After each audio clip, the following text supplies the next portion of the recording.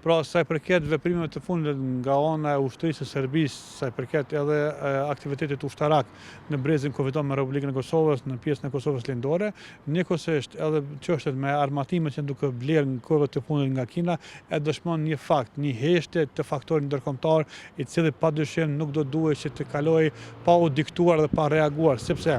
mos harrojmë një gjë, një shtet i cili ka shpallur neutralitetin dhe njëkohësisht ka pretendime territoriale në ballkonin perëndimor, është vetëm Serbia. Një shtet i cili ka një orientim pro Moskës dhe pro Pekingit është vetëm Serbia. Pra këto dy elemente do duhet të ishin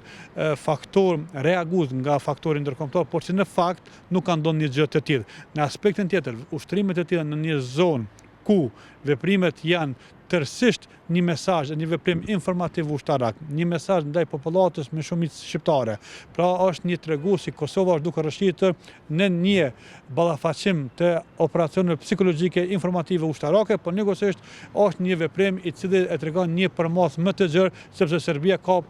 një qëllim dhe një synim që është rikthimin e saj në territorin sipas dokumenteve të tyre zyrtare. Sa i përket kërcënimeve permanente të narrativës së Beogradit zyrtar, tani me këto kërcënime janë në vazhdim një strategjie të mirëfillt nga ana e Beogradit zyrtar, kërcënime të tilla edhe ndaj krerëve institucional të Republikës Kosovës, kërcënime në forma të ndryshme ushtarake, shërbime informative dhe elemente të tjera dhe atyre politike, e jep indicën e asaj që Beogradi tani më është rikthyer në qendër të veprimeve destruktive, dezinformuese, qëllimshme, asimetrike ndaj Republikës Kosovës dhe vendeve të tjera.